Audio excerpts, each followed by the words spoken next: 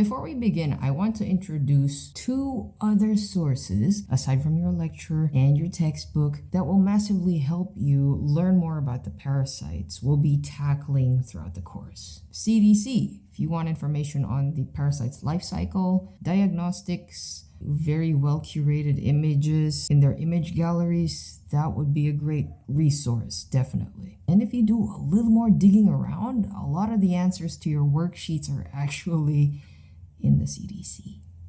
Pro tip. Also, a wonderful YouTube channel called Parasites Without Borders. From the biology to the pathogenesis to treatment, and they even provide case studies at the end. That is a great resource, not just for introductory parasitology, but even medical parasitology. Plus, the hosts, they know what they're talking about. They've had real-world experiences dealing with these different types of parasites, people with parasitic infections, to provide all of their knowledge, a lot of their expertise for free. Parasites Without Borders. Please do support their channel. Ano pang point nung ginagawa natin dito? The approach of CDC and Parasites Without Borders is they really shine the spotlight on one species of parasite at a time, especially if they're very medically relevant. Although they do also lump less medically relevant parasites into just one video or into just one resource page, but for the most part, the treatment is really one parasite at a time. All the nitty-gritty details will be there. Instead, the intention of this study guide is to provide an overall summary of each major parasite group, focusing more on having a side-by-side comparison of their morphological similarities and differences, sprinkled with a few jokes on the side to help you memorize all these sheets. Bakit? Ano ba sinabi ko? Sheets. Ayan, no? Sheets of, di ba? Ang daming parasites nakasulat sa sheets. Welcome to your regular dose of pain brought to you by The Excavates Part 1. Mahaba kasi. This episode will focus mainly on the flagellated protozoans, specifically the medically important parasites in supergroup Excavata. Use excavate in a sentence. Siya yung dati kong secret lover. My excavate. The members of what was formerly Sarcomastigophora were placed into supergroups Excavata and Amoebozoa, with the mastigophorans, or the flagellated protozoans, being placed specifically in supergroup Excavata. So what has changed? Naegleria and Dientamoeba, together with the rest of the mastigophorans, are now excavates. Isipin nyo, dati silang nakakabit sa Amoebozoa. The rest of the amoebas are still in supergroup Amoebozoa. Why the change? More recent studies found that these two are more closely related to the excavates than the Amoebozoans. That's a simple answer. For context, Dientamoeba and Naegleria, they're also known as amoeboflagellates. So you can see the shortcomings of morphological-based taxonomy when it comes to species that have flagella and also amoeba. How is this possible? It's possible to lose a structure that you used to have. Perhaps Dientamoeba used to have flagella, but then eventually lost it because maybe it didn't need it. Then it's also possible to evolve alternative solutions to rapidly changing environments, as is with the case with Naegleria. Lesson of the day: nature doesn't give a shit about labels. It's just a human exercise of sorting things and classifying things. We just like things to be organized that way.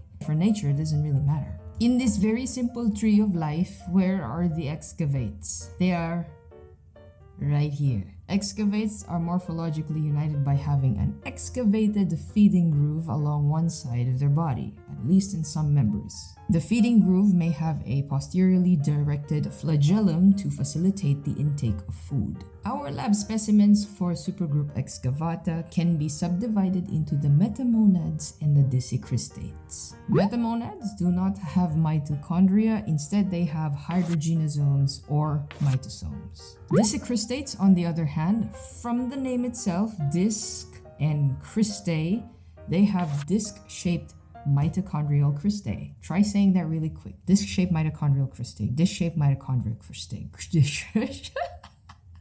Here is the list of our lab specimens who are members of the supergroup Excavata. From this point forward, I will refrain from using major taxonomic rankings because the designation will vary depending on your source. I will instead just refer to these as clades or groups. The whole point of this elaborated table here with all the names of the clades and the groups is to just help you turn this clusterfuck into manageable bite-sized pieces. So let's start with clade Metamonada. Our Metamonad specimens belong to two main groups, the Retortamonads and the Parasitology. Retortamonads have 1 to 2 caryomastodons per cell, with each caryomastodon bearing 1 to 4 flagella. What is a caryomastodon? A nucleus flagella combo, and it could be as few as 1 associated per nucleus or 4 associated per nucleus. Here are our specimens of interest. Please note that the images are not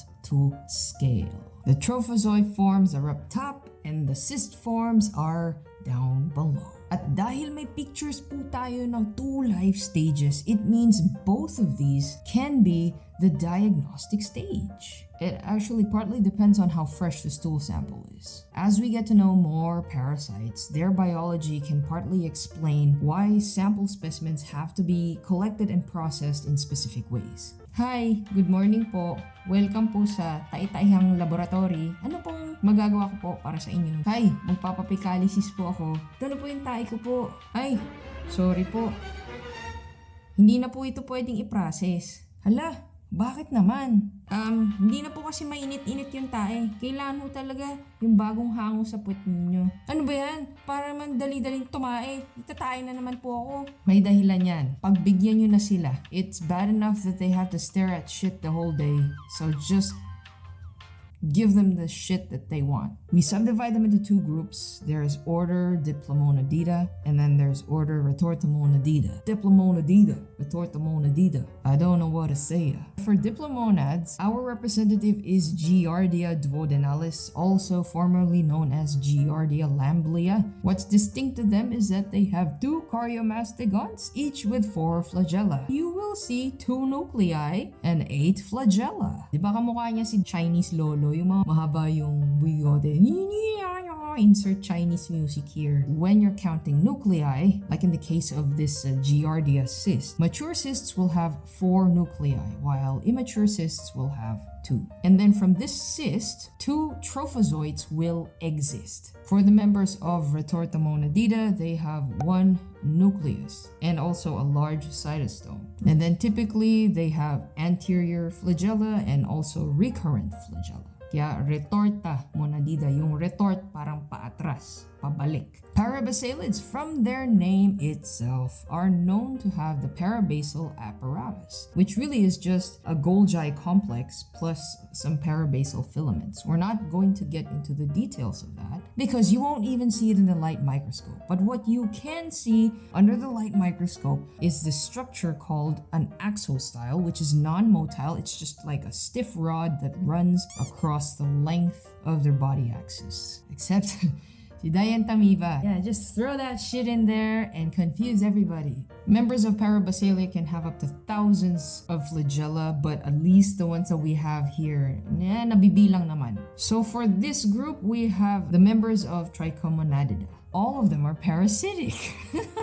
Typically, the caryomastodons will have 4 to 6 flagella. Although there are some where there's just 1 flagellum and then there's another where there's no flagella at all. This is really just annoying. So itong mga nakikita nyo po dito, trophozoites po lahat yan because true cyst stages are rare. Yan bago yan.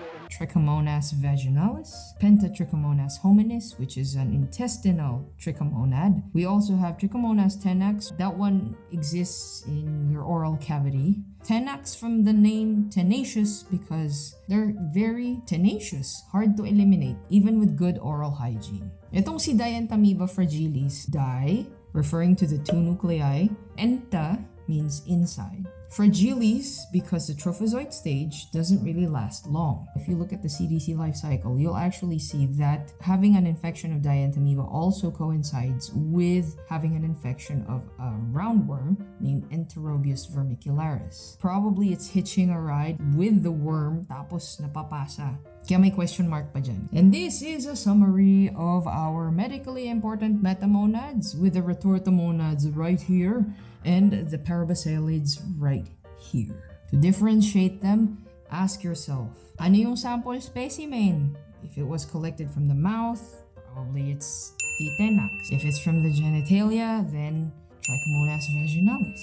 Dun pa lang, you've knocked out 2 out of the park. A lot of the supporting information regarding the history of the patient, also the sample specimen, that'll help narrow it down to just a few parasites. But, like, if galing sa butt, no, if it's from poop, yeah, it's gonna be a shit show. And that's when other diagnostic features will come in handy. Life stage. If what you're seeing is a cyst, Pentatrichomonas is number of flagella, and also the direction of the flagella, if they're visible.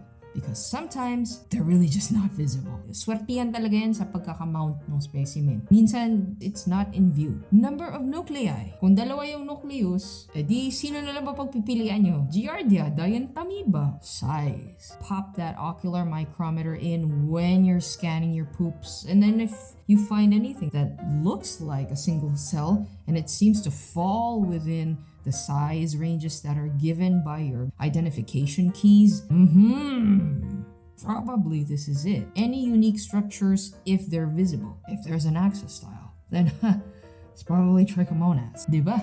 Ang hirap. Pahirapan pa natin yan in your next dose of pain, where we will discuss the rest of supergroup excavata, the Dicristates. Joke time! This is not safe for kids.